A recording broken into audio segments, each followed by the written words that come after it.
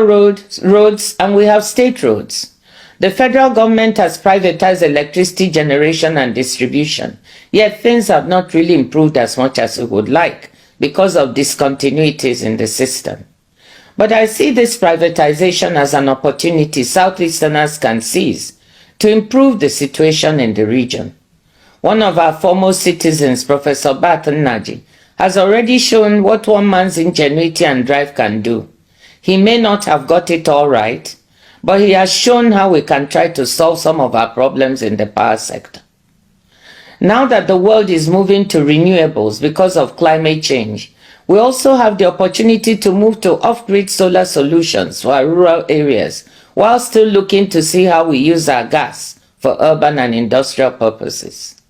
The Rockefeller Foundation in New York, together with some partners, is working on solar and battery storage solutions that can attack energy poverty in developing countries. They are looking at working in Nigeria. Can we attract them to the Southeast? Let me dwell on a few other opportunities we can seize to develop economic activity in the region. Our biggest resource in the Southeast is our human resources. Ndị Igbo dị entrepreneurial. Anyị ma alụ ọlụ. Anyị ma ịzụ afịa. Some of the biggest entrepreneurs and industrialists in Nigeria are Igbos. Many micro, medium, and small enterprises that thrive in Nigeria, West Africa, and elsewhere are run by Ndị Igbo. Have you ever been to the market in Niger, Burkina Faso, Cameroon? I have. And these places are full of enterprising Ndị Igbo. Then I ask myself, why is the Southeast looking so shabby? Why is our wealth and industry, apart from Aba and Nnewi, not so visible here in the region? How can we harness this entrepreneurship even better at home?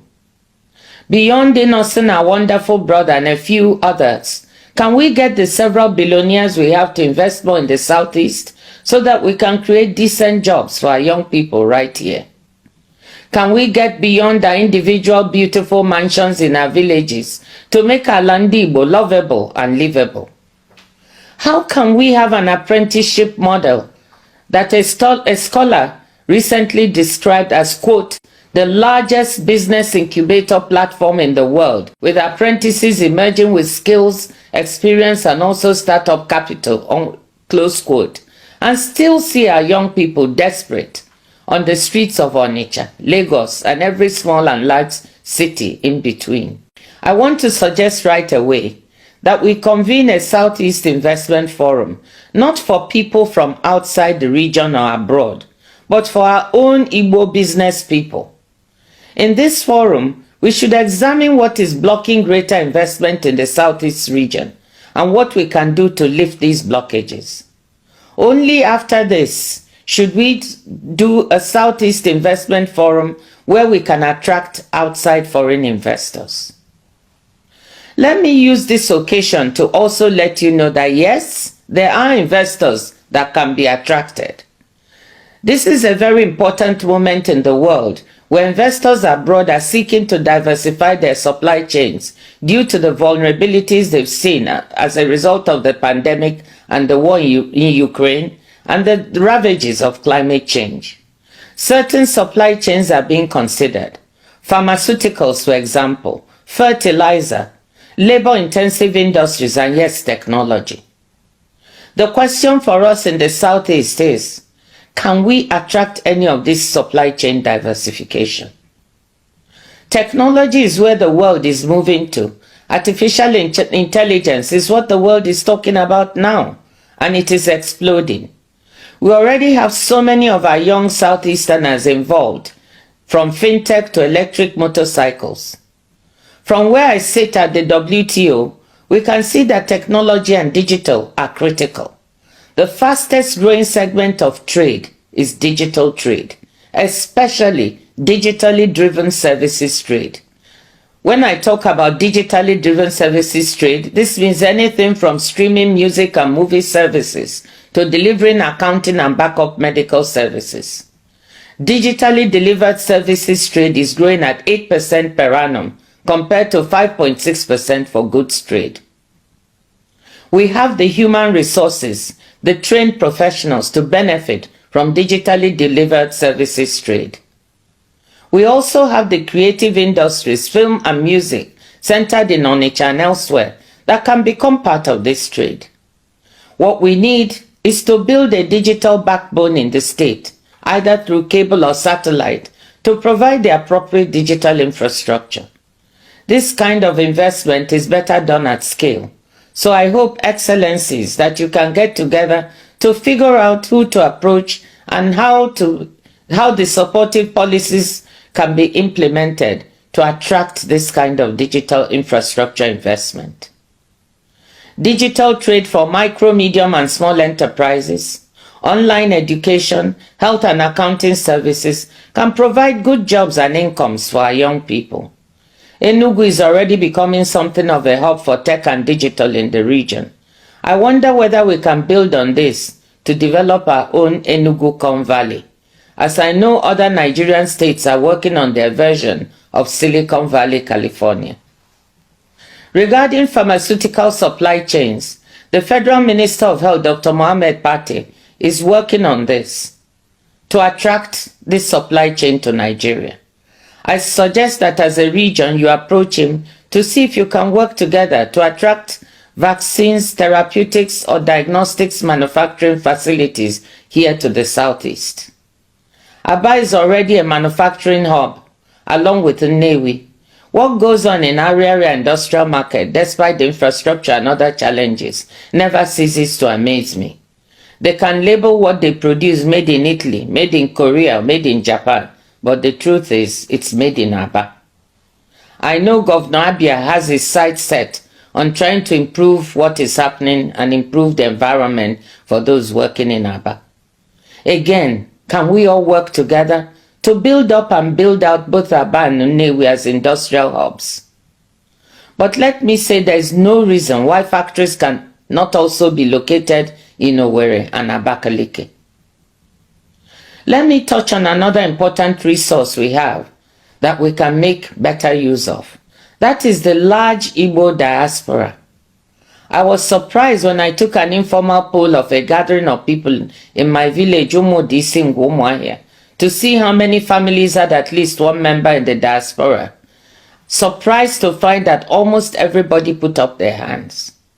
The Southeast has one of the largest diasporas in Nigeria, if not Africa. There are Igbos everywhere, from Douala to Durban, London to Leipzig, New York to Newfoundland. Igbos are highly educated professionals, university professors, doctors, lawyers, engineers, accountants and nurses, and also big sports stars in football and basketball in the USA in particular. All are willing to support the development of the region if they could find a stress-free way to contribute, and I mean stress-free. Drawing on these diaspora resources, there is no reason why the Southeast could not become a service hub for education or health in the country and the region.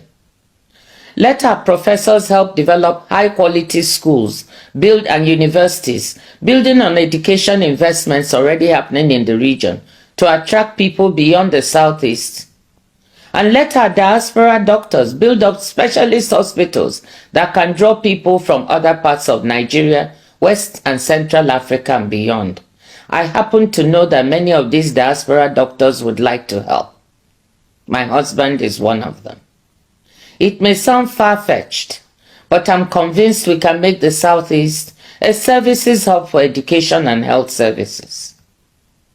We can also draw on the diaspora for financing. I don't know how many of you recall that when I was finance minister, Nigeria floated a diaspora bond of $300 million, a first for the country. Drawing on the resources of our diaspora, though we also opened up the bond to other investors, we were able to attract hundreds of millions of dollars. Now, the World Bank has recorded almost $21 billion in remittance flows to Nigeria in 2022, about the largest remittance flows in Africa. A significant portion of this must come from Southeasterners abroad. Most of this comes in to support consumption and some forms of investment at home. I'm sure the Southeast governors coming together can do some financial engineering and find a way to float a Southeast Diaspora Bond or Fund to capture some of these flows and channel them towards financing some of these development priorities. I know that support from the federal government Ministry of Finance will be needed. It seems to me that we can pitch this to the incoming team. They seem to be open to fresh ideas, so why don't we try to muster their support? You will notice that I've not dwelt on agriculture or natural resources. This is because that is where we always go first when we are talking about opportunities in the region, forgetting all the other possibilities that I've just spoken about. But I have not forgotten that we have big opportunities in agriculture, oil and gas, and some other minerals, some of which may now be in demand as the world seeks to decarbonize and get to net zero carbon emissions in 2050. But again, to fully make use of this, value-added investments in these areas will need hassle-free bureaucracy and appropriate investment environments. Before I conclude, let me say that many of these opportunities that I mentioned will not prove as attractive if the macroeconomic environment in the country is unstable. Low growth, high inflation, the depreciating naira, and exchange rate volatility make for daunting challenges. The federal government will have to get a handle on overall macroeconomic management for the country to attract both domestic and foreign investment and for the country to grow. They insist they are working on this, and I hope we can see stability soon. In the meantime, Southeast governors must work on the elements they can control, many of them listed above. Excellencies, ladies and gentlemen, let me conclude by saying that I'm optimistic. Yes, I'm optimistic for the Southeast. Your coming together at this time is a great sign. Our youth and women are vibrant. They are ready to work. They are just waiting for a truly committed leadership. We have what it takes in the Southeast. Let us just get on and do it. Igbo kwedu.